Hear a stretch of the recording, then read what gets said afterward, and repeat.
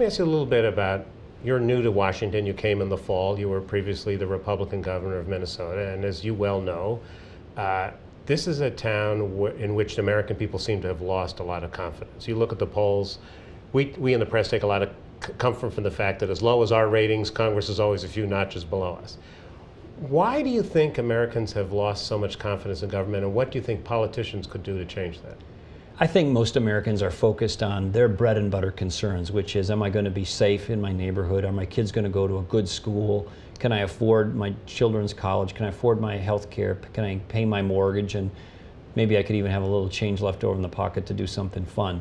And then they look at Washington and say, well, are they taking actions that really make those things more likely for me? And I think they conclude in many instances they're not. And that's frustrating to most Americans.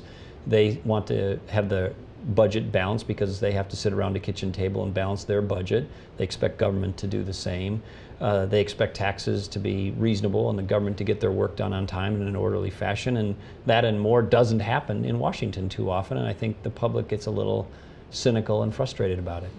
But some of the cynicism, I think, comes from the fact that people go from being in Congress or being in elected office and a governor, and then they come to Washington to have a job like yours, to be paid to advance the interests of the nation's biggest financial institutions. It wasn't so long ago that you were running for president, and now you've come to Washington in a very different role. Do you think that that contributes to the cynicism?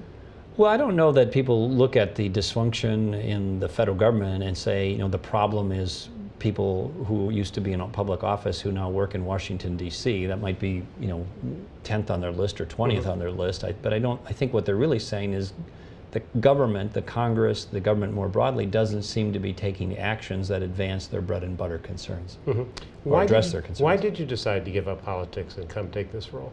Well, I had been in public service a long time. I had been in the Minnesota State Legislature for 10 years, 4 of which as majority leader, governor for 8 years.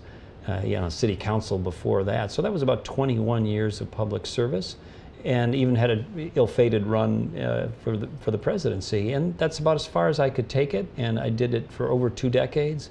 So it was time for me to move on to something else because I had taken that path as far as it would lead.